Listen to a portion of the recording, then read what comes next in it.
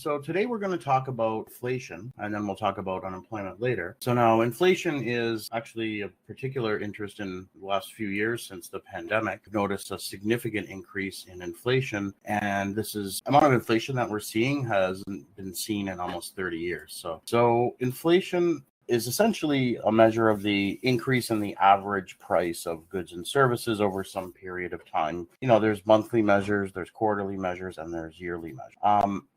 If the inflation rate is 3%, that doesn't mean all prices have increased. It just means some could have fallen, some increased, and on average, all of them, increased by 3%, right? So again, some are falling, some are constant, some are increasing. If overall increases, then you have inflation.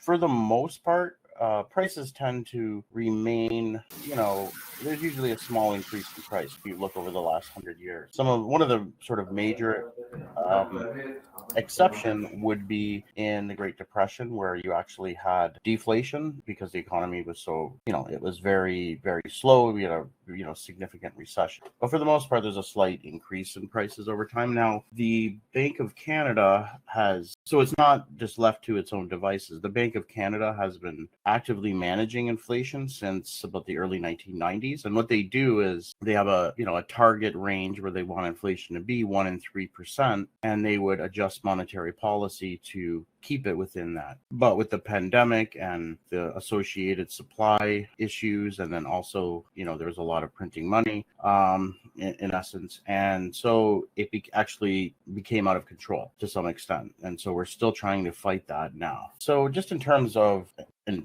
to know regarding inflation, again, is the average goods and services in the entire economy. That's when they're increasing over time. So if you look at below here, it increasing. Disinflation is something we're trying to accomplish now, is where, you still have, say, yearly a positive increase in prices, but that positive increase is falling. And then deflation would be if you actually had a negative inflation rate. Okay, so then it would be like deflation. Does that make sense? So inflation, we're typically thinking of, if we're in a period of inflation, it's not only that it's positive in every year, that amount is increasing. And then a period of disinflation would be where the inflation rate's actually falling. And then if the average prices are actually coming lower. So how do they estimate something like that? How do we estimate what the average price level is? What's used is, we actually construct a price index. So the consumer price index is what they use to measure inflation. So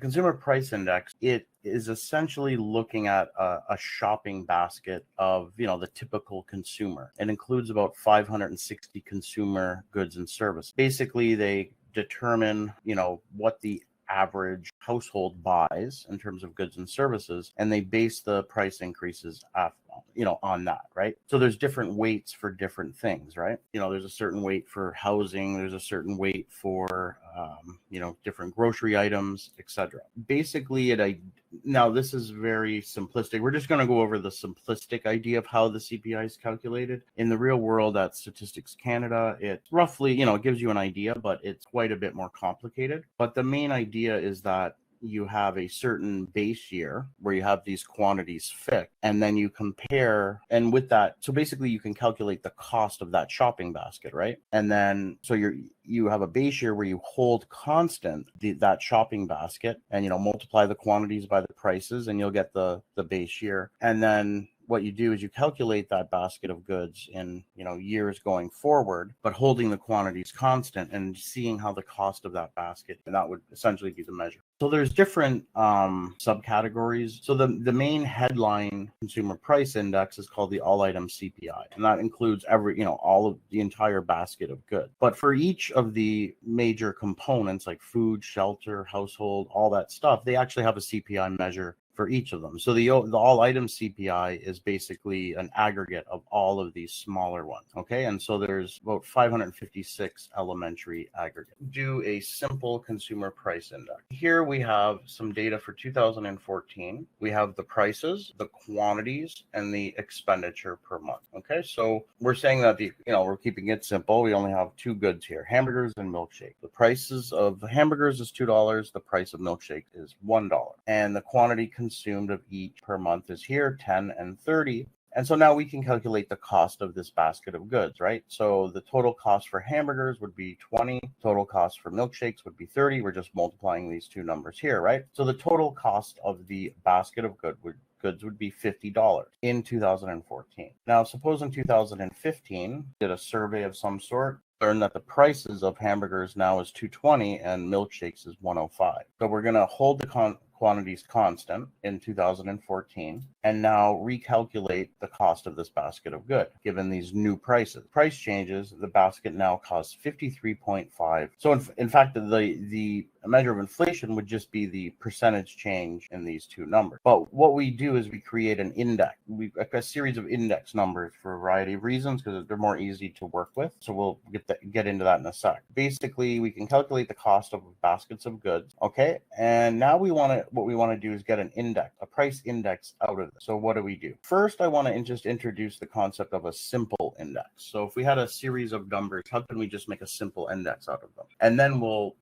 get that idea and then see how the price index. Let's suppose we have annual sales figures. So this has nothing to do with the price index. We're just going to do a simple index of a series of numbers. Do we have? Yeah. So here what we're going to do is convert this series of numbers into an index. So this series here has the sales figures for a particular company. We're told here that in 2019 there was a new CEO. We're interested in creating a sales index relative to 2019 when the new CEO started. So to do this, it's very simple. We go into each year, take the amount and divide it by the base year. In this context, the base year is when the new CEO started. So we take 540 divided by 680, and then we multiply that by 100. Then we take 680 divided by 680, that's the base year, multiply it by 100. So that's just going to be 100. And then we take the 980 divided by 680 and multiply it by 100. Again, we're just taking each year's value and dividing it by the base year's value, then and multiplying it by 100. And so our simple index of these sales figures, and so this is a little nicer on the eyes, easier to read.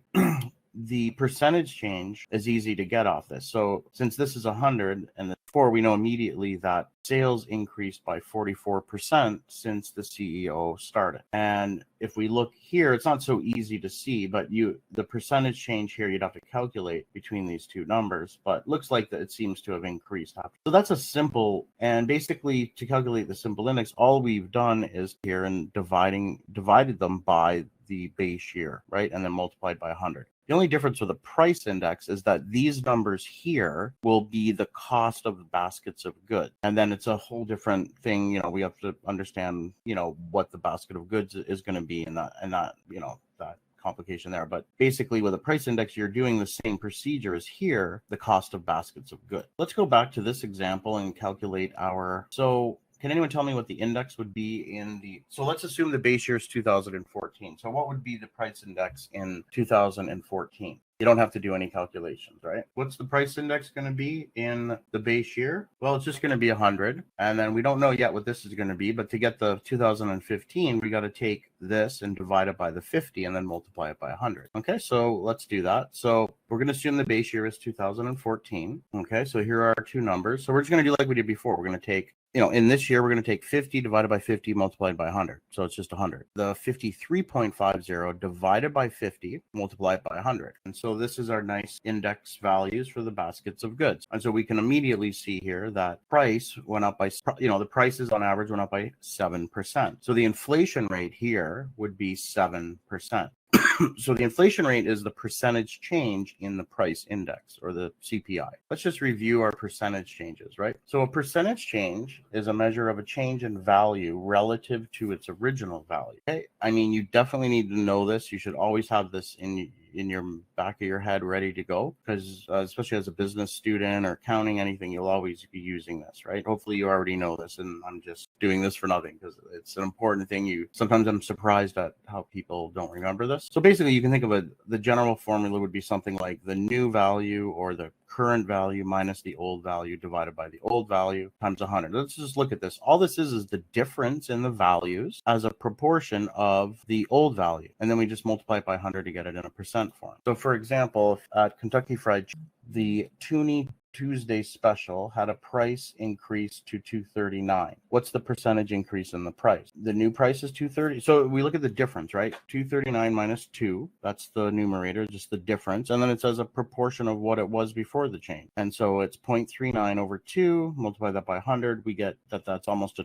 20% increase in the price. So I don't know if you can still call it a Toonie Tuesday anymore, but you get the point. Now, if we were to ask how much lower the price was before, then you would do, it would be different. You would do 2 minus 2.39 divided by 2.39. You know, how much lower was it, say, yesterday compared to today? So it depends on the context. So in that context, we're looking at the change, but as a proportion of what it is now. But for the most part, the context is pretty simple, especially in the case of inflation. We're always looking at the new value minus the old value. You know what I mean? The context would be a comparison of how much the CPI increased as a proportion of what it was before the. So again, inflation is just a percentage change, right? So if we wanted to calculate the inflation rate, this would be annual. We would take the CPI in the current year, the new value, minus the old value, divide that by the old value. So again, it's the change in the CPI as a proportion of what it was before, multiplied by 100 to get the percent. So from our ongoing example, we had 107 was the price index, the new one, minus the base year over the base year index, and it would be 7%.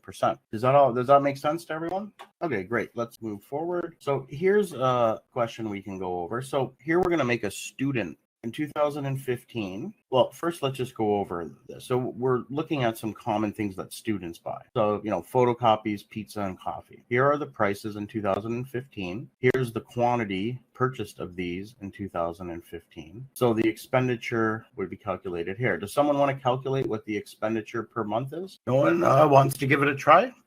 Okay, that's fine. Add these three numbers, we get 200. In 2016, if we do the same thing, we get 230, right? Now the prices are changed. In 2017, we have more price changes, and the new basket is 281. So we're holding the quantities constant. So we're saying that in reality, there would be changes in the quantity. We don't want the cost of the basket of goods, these numbers to be changing by the price and the quantity, because we're interested in a measure of inflation. So we're holding constant the basket. So in this case, we have three numbers. And if we do what we did before, a student price index. So if 2015 is the base year, it's going to be 100, right? We take 200 divided by 200 equals 100. For 2016, we take 230 divided by 200. We get 115. For 2017, we take 281 divided by 200. We get 140.5. And so to calculate inflation, we're just going to do the percentage change between these price indice values. So the inflation between 2015 and 2000 was 15%, and it was 22.2% in 2017. And then we can see over the whole period, it was 40%. So in the CPI, every once in a while, the baskets need to be updated. And you can see here, there's, some substantial changes over time. If we look at food, it was a little bit higher of the basket in 1992 than it is now. We have, types of products that have been added. So basically the baskets change over time. In Canada, this is an example of the CPI from December 2014 to May 2016. This isn't inflation, right? Inflation is the percentage change, the pairs of values. So if we calculated the percentage change between each of these, we would get the actual inflation rate. And we would see it looks like this. So we actually had a period where it was actually negative here.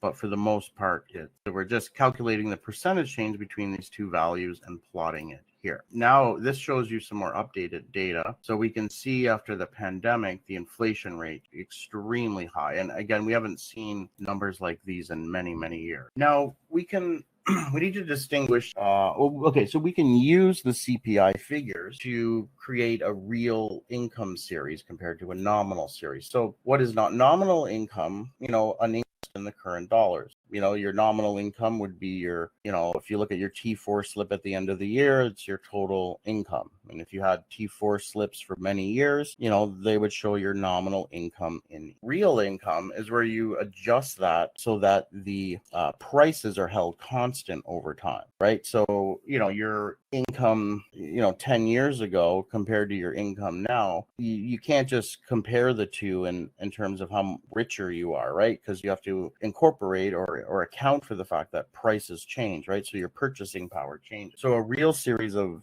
a series of real income for, say, a person or a company or a country would be comparable over time because the effects of prices are removed from it. So it's basically expressed in base year dollars, whatever the base year of the series that you're using. To do that, you basically just take nominal income and divide it by the value of the CPI, but expressed in hundreds. So you don't multiply it by 100. So for example, if you have your nominal income in a particular year, if you divide it by, say the CPI is 127, you would divide it by 1.27. Okay. And then that would convert that nominal income series into whatever the base year of that series. So we'll do an example. So consider, so for example, a customer's monthly income increases from 1,000 to 1,050. At the same time, the CPI increases from 100 to 110. So to see how this consumer's purchasing power is affected by inflation, we can express this person's nominal income or income valued in current dollars as real income or income expressed in constant base dollars. What we're going to do, take this new income into convert it such that we could compare it to the original 1,000 to know whether or not it's higher or lower in terms of its purchasing power, right? So yes, so you could just look at this intuitively. You had an increase in $50 of income. That's a very little percentage increase in income, right? But you see that prices went up by 10%. So certainly this, even though in nominal terms, this person had an increase in income, the increase in real income is actually going to be negative here. They actually lost out, right? So if we take nominal income and divide it by the CPI in hundreds, we get that this income, in the prices in the previous year was $954.54. So clearly the person's real income has fallen. So basically we can say that his income has not increased proportionally with the cost of living. Now there's, it's not a perfect thing, right? The CPI, there's some things that's, it's just not like any other average. It's not perfect. Another thing too is it depends on what you buy. If you buy things in your basket that are much different than the average person, then it's going to be the greatest at capturing your particular the effects of inflation on your particular thing. You might buy a lot of things that the prices haven't gone up all that much, so then maybe the inflation isn't so bad for you. It depends. It could be the other way around as well. So, but the CPI also, just as a measure of what the average prices are, it's based on the, consumption patterns of the average household. And again, this is what I just said, right? Like you could be quite different than the average. It also doesn't, take account of change in spending patterns since it uses the base year quantities.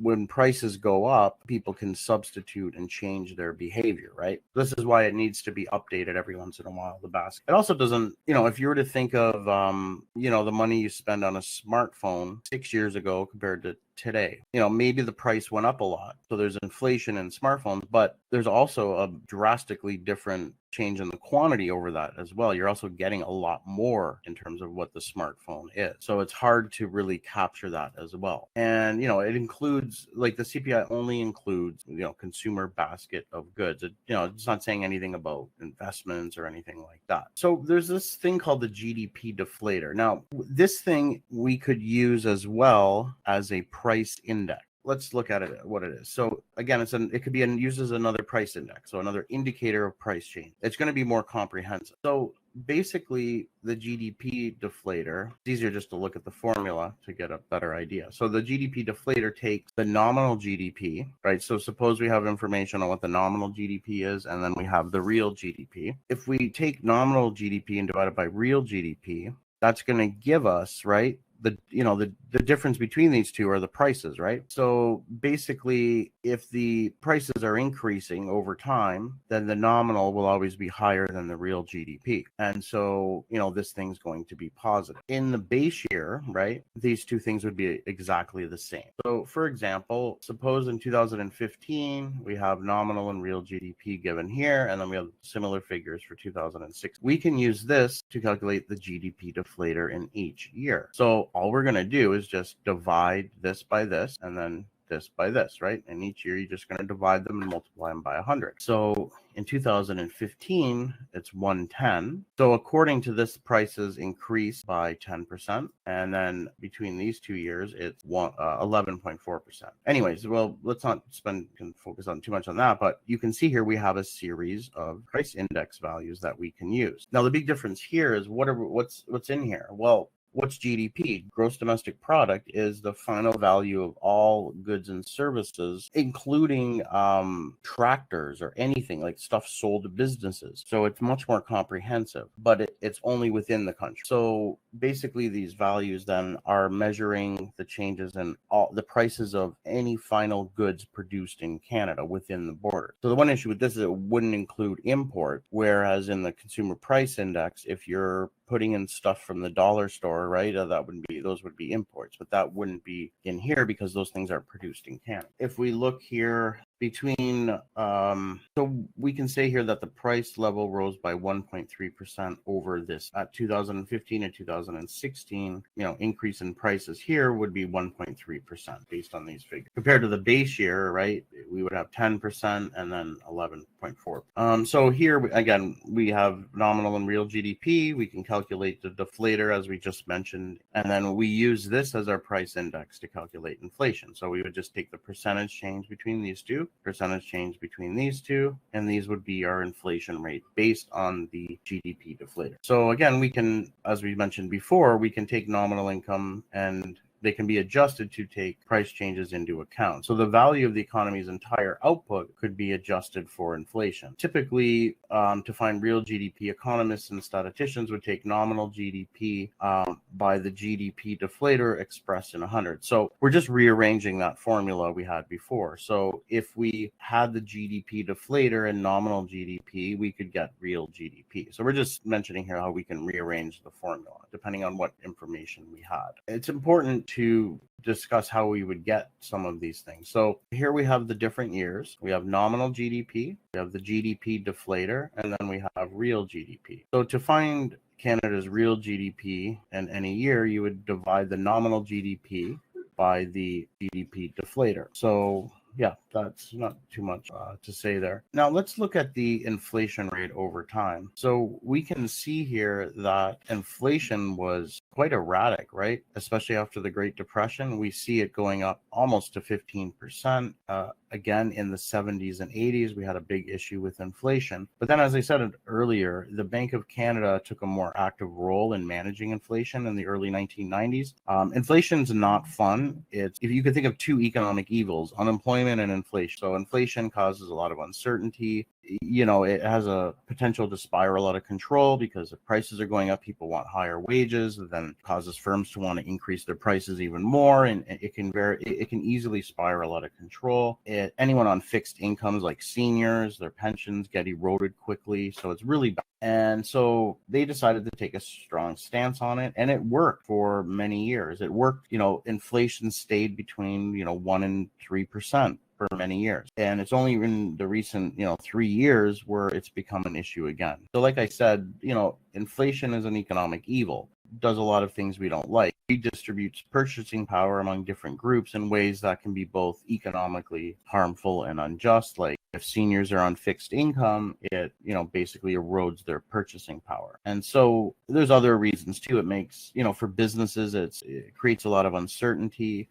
There's issues with taxes because you pay taxes on your nominal returns on investments, not your real returns. So it can make investments less attractive. Has all sorts of problems.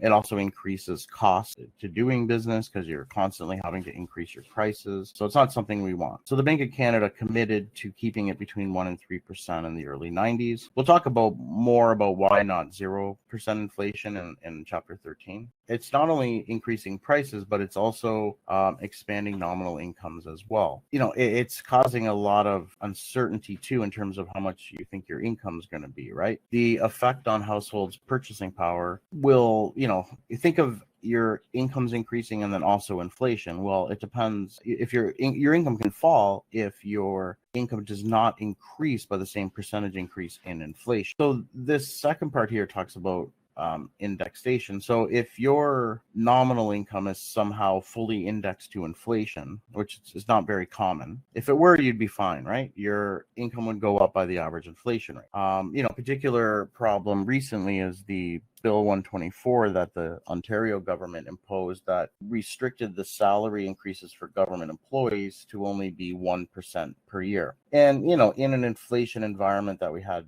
before, between 1% and 3%, still not, you kind of want, unless your income is increasing with inflation, you're in a sense getting a pay cut, right? But, it's not so bad when the inflation rate was between 1% and 3%. But with the recent significant increases in inflation, and you can only have your income increase by 1%, your real income's falling quite. And, this is a particular issue for the healthcare sector, where nurses and, these very valuable workers are, helping to deal with the pandemic. And you also have an issue where we have aging demographics and a lot of people are retiring. And so, if they're also not getting any incentive to stay on by, and their salary is being eroded by inflation, it doesn't help, right? So anyways, so most people don't have their incomes indexed to inflation. So anyways, the worst, where you really get a redistribution of purchasing power is when you have people on fixed income. And this happens a lot with seniors who are, retired and collecting a pension. It's also an issue if borrowers and lenders, right? If you make a loan to your friend for $1,000 and you charge 2% interest, and then halfway through, all of a sudden prices increase by 20%. Well, now you're going to get paid back that loan in money that's less valuable because of inflation. You've already agreed on the interest rate. So in that sense, there's a redistribution, from lenders to borrowers in a sense, right? This can, inflation can, mess up, the financial sector in that sense. So if, borrowers are going to win if the actual inflation turns out to be much higher than the anticipated inflation, right? Because the interest rate that the person would lend you the money at would be based on the anticipated inflation. But it would be the other way around.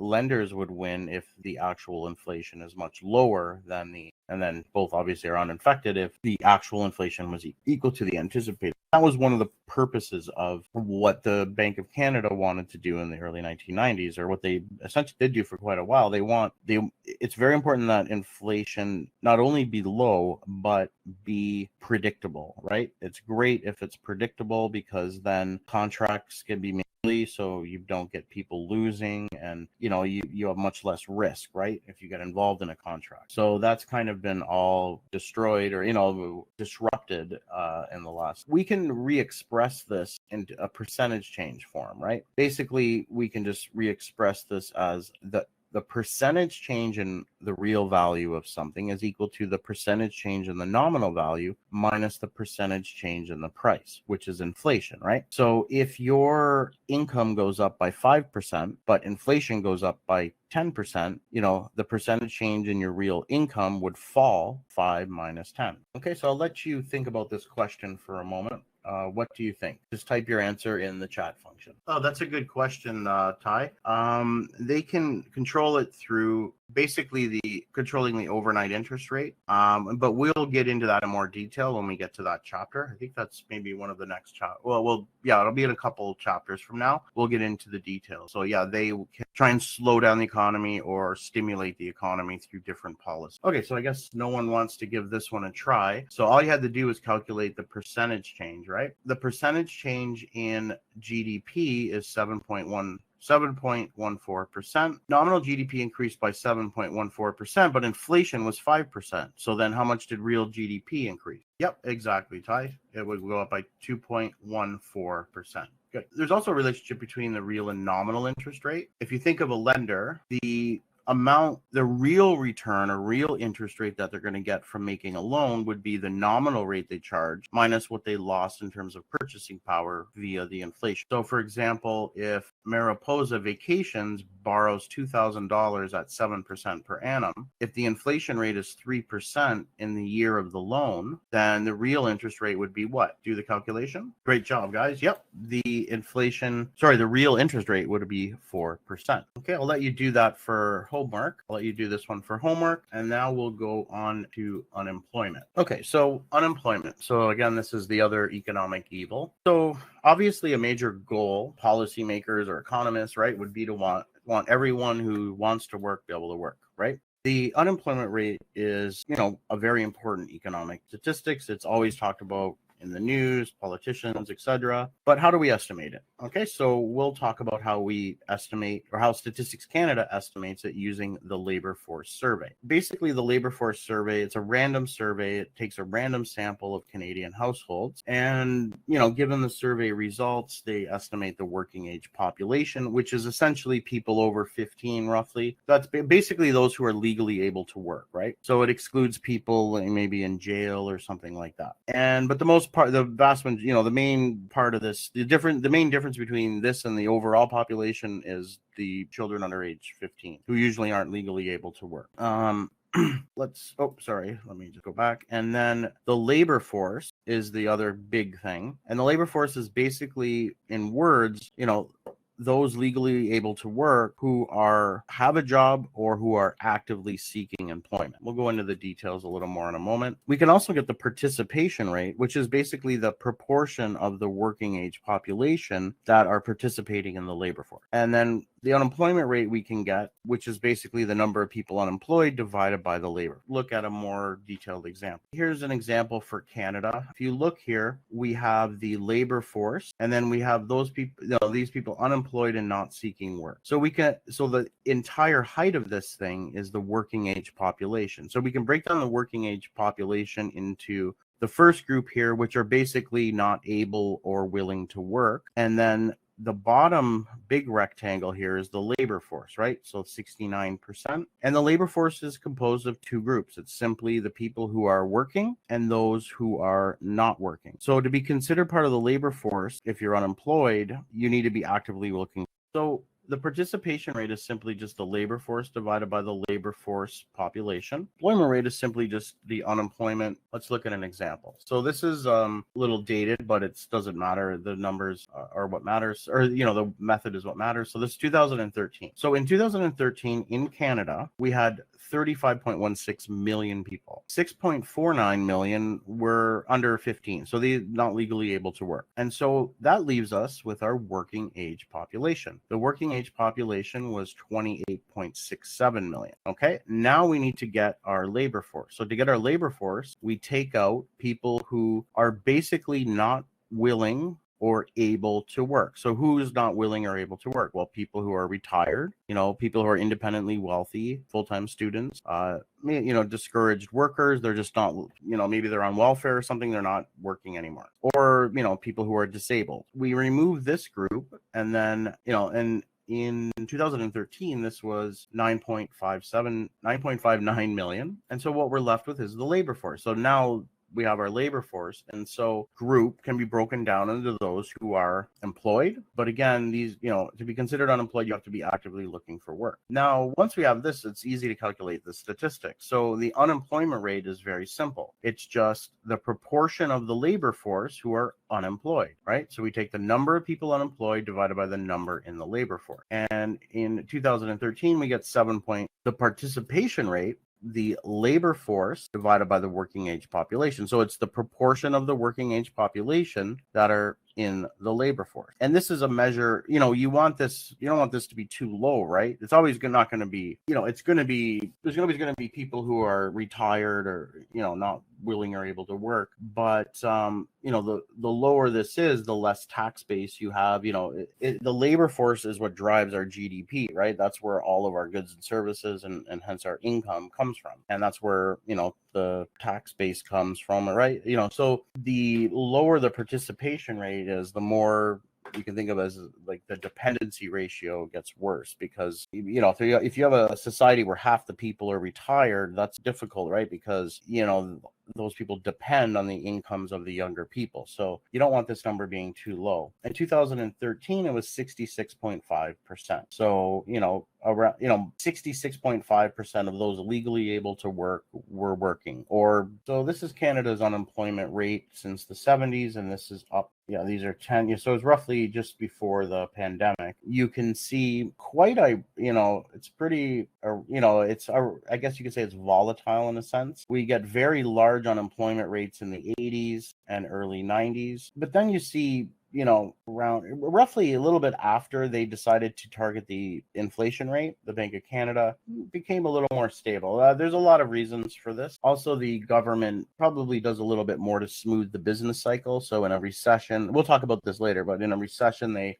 tend to, make up for the glut in aggregate demand through increases in spending. And then they also drop the interest rates very low to stimulate. But, they seem to, after, roughly the mid 1990s, we didn't get huge unemployment rates like we did in the past. In terms of participation rates, one interesting pattern is the difference between men and women. So in the mid 1970s, the participation rate for women was below 50%. That's increased 60% in 2013. This has probably increased, more since then. So what you can see here, the main pattern is that there's been a convergence between men and women in terms of, if you look at, so this is pretty much the same as what we just saw. There's a convergence between men and women. If you look across countries, let's look for Canada. Canada has it's not the highest, but a fairly high participation rate, right? Iceland has the high, very high. A lot of this depends on the demographics of the countries. Some of the lower countries would be Turkey. Italy is fairly low. And again, this depends on the demographic. Now, youth unemployment rate. So if we look at the unemployment rate for people 15 to 24, it tends to be higher, right? But it also tends to be less severe. There's just a lot of churning. Young people switch jobs a lot, move around a lot. But when you get into your 30s and 40s, there's not as much churning. There's probably a lot more now than there was 20 years ago. More of a gig economy type of a thing. And so we can see, Canada. This is the employment rate. So it's how many are working. So, ours is fairly high compared to the average of all of the countries. So yeah, we can go look at the unemployment rate now. If we want, we can go to Statistics Canada, and we are actually experiencing some of the lowest unemployment rate in many, many years. So let me just find the unemployment rate. If you go to Statistics Canada, we have the unemployment rate here. Here's the CPI. So it's really high, 5.9%. So this is some recent figures for our unemployment rate. Oh, that's not the unemployment rate. One sec. Statistics Canada isn't always the best in terms of giving you what you want. You would think they would have just a nice unemployment rate chart here, but oh yeah, they do here. So this is the pandemic, right? Huge unemployment rate, but now we're at 5%. This is very low. It actually, I think, if you look at a more longer series, this is we haven't seen unemployment rates this low in many, many decades. A lot of this is because of the labor shortages. Okay, let's see if you can calculate this question here. So we're told that the unemployment rate is 7.5%. The total population is 250. The labor force is 180. The number of employed workers in this economy must be. So you need to remember that the labor force is equal to the number of people employed plus the number of people unemployed. And so we want to figure out what E is in that equation when we have the two other numbers. So I'll just give you a couple of minutes and see if you can calculate that. Okay, so we know that. So how many people are unemployed? Well, we can just multiply, 0.075 times 180, and we get the number of people unemployed. We know that the labor force is 180, so then we can just take the difference and we get 166. Basically, we know the labor force is 180 million. We can know the number of people unemployed, which is 0.075 times 180. The difference between those two numbers would be the 166.5.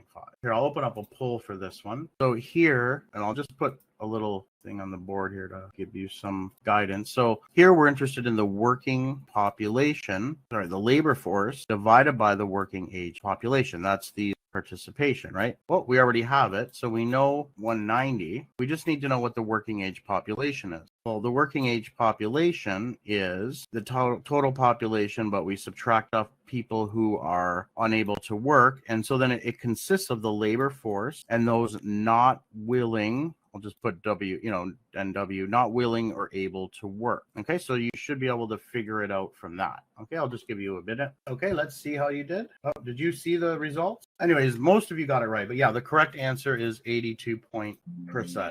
Okay, I'll let you do that for homework. So there are some drawbacks to the unemployment rate, like any sort of economic statistic. It's not going to be able to capture everything. Could possibly overstate those actively seeking work due to dishonest survey responses, right? And it doesn't include people who are unemployed, who are, okay, so if you're underemployed, you could be a lawyer working at Tim Hortons, right? Or you could want full-time work, but you're only working part-time. So it won't capture that sort of thing.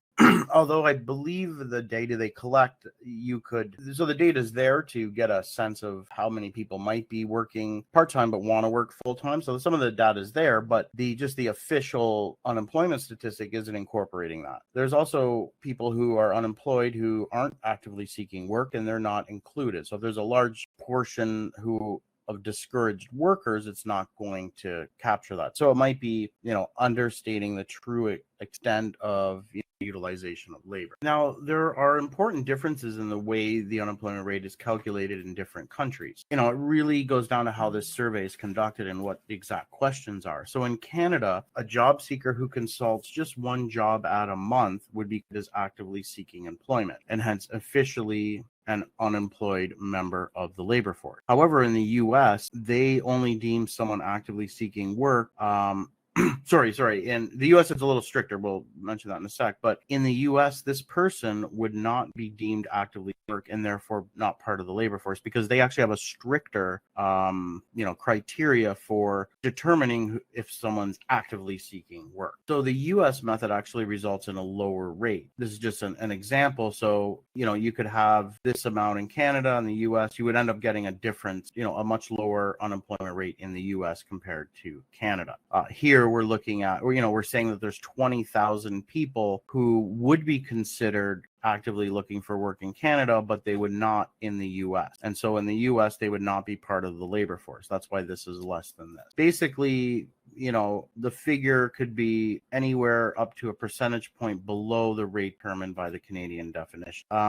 Statistics Canada takes these differences into account and does actually officially publish a Canadian version of a Canadian unemployment rate using the U.S. definition. Now, there are different types of unemployment. There's, so people can be unemployed for different reasons. So there's frictional unemployment, and this is just churning in the labor market, right? People are between jobs or looking for their first job. So there's always going to be some people looking for their first job, or people quit their jobs, that's always going to exist. Structural unemployment is also an issue where you have people looking for work, but it's difficult because their skill maybe isn't useful anymore. So there's sort of a mismatch. And cyclical unemployment is due to the economy's health, right? So fluctuations in output and spending. In a recession, you're going to have cyclical unemployment increase. And then there's also seasonal unemployment. So let's see if you can determine some of these. So I'm going to put a poll here. A is going to be for frictional, B is for structural, C is for cyclical, and D is for seasonal. So Sanjit, a pulp mill worker, is laid off because the mill's inventories are at an all-time high. What do you think that is? Is it A, is it frictional, B, is it structural, C, or D? Yeah, good job. So most of you got it. It's cyclical in this case. Now, Anna, who works in a winery, let's try this one. Anna, who works in a winery, is typically not employed in January and February. So this one's easy. What's this one? Okay, so this one would be seasonal, right? And what about the next one? 5 weeks ago, Allison left a job she did not like and is still looking for another job. Okay, so A is frictional, B is structural, C is cyclical, and D is seasonal. Great job. Yep. So the next one. So Ian is a fisher on the East Coast, but sold his boat after years of hard work and little return. So it doesn't seem his skill is getting him too much money anymore. What do you think that is? Sorry about that, the delay there.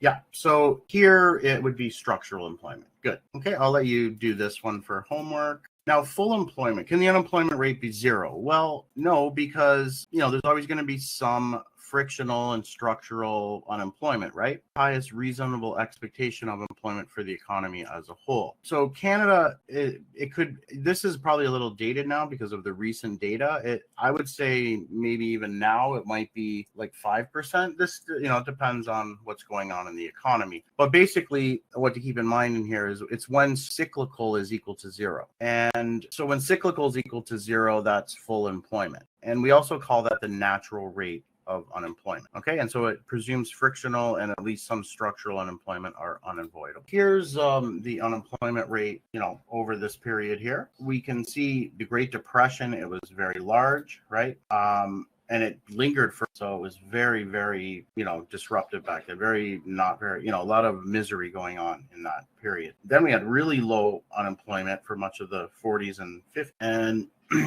then gradually risen since then. And then now we're, as you can see, 5% about here. So we're at unemployment rate that we haven't seen be, it hasn't been that low late 60s, right? The rise in the natural rate. So why was it so low in, say, the 40s and 50s? There's different changes in the economy. You have structural change, like shifting manufacturing, expanding service. So there's always, maybe that's caused. There's probably a little bit more structural unemployment going on because of the significant changes in the types of work and occupations that are available. Also, unemployment insurance. Back in the 40s and 50s, they didn't really have any unemployment insurance. So you had to really, if you didn't eat, right, if you didn't get a job right away. So now people have a little more time, the luxury to search for a job. So that could contribute to a higher unemployment rate. And then, also perhaps having higher minimum wage. If we look at it, so the unemployment rate that we calculated before for Canada wide,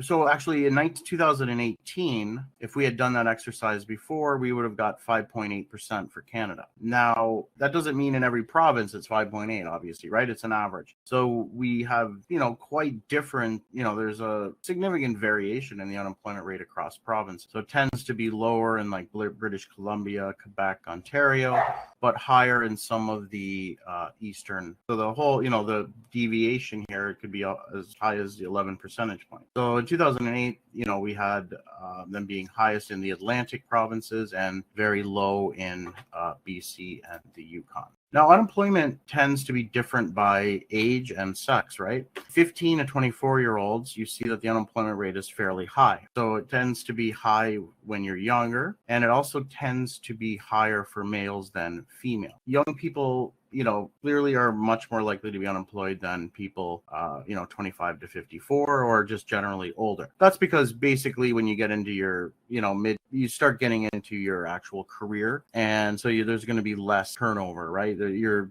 more stable. But when you're young, you're switching jobs. A lot of these are part-time jobs. You're in the summer while you're in school. So it's not why you would see unemployment being higher for younger people. Now, the costs of unemployment are, obviously there's psychic costs. It's terrible to not be able to have money for your family, to pay for the bills and that sort of thing. So it, tends to hurt individuals.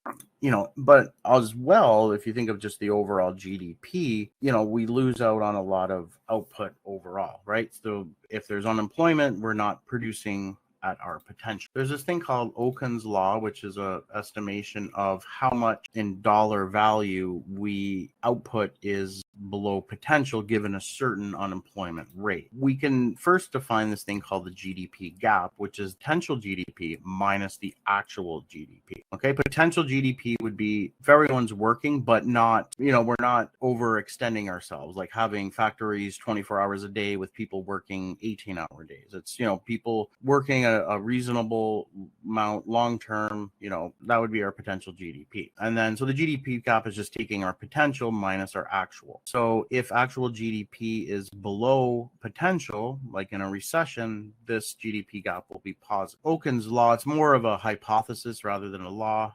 So roughly for every percentage point, the unemployment rate exceeds the natural unemployment rate. So basically, you can also think of this as being for every percentage point of cyclical unemployment, the gap between potential output and real output. So we can figure out what the GDP gap is by doing 2.5 times cyclical unemployment times GDP. So for example, if real GDP is this amount and the unemployment rate was 8.1% and the natural rate is 6%, we could figure this out, right? We can take the difference here. That's going to be the cyclical unemployment, which is 2.1%. And according to Okun's law, then we take the 2.5 from his formula, multiply it by this. So 0.021 times the real GDP or the actual GDP. And so we're getting that we're 118.1 billion below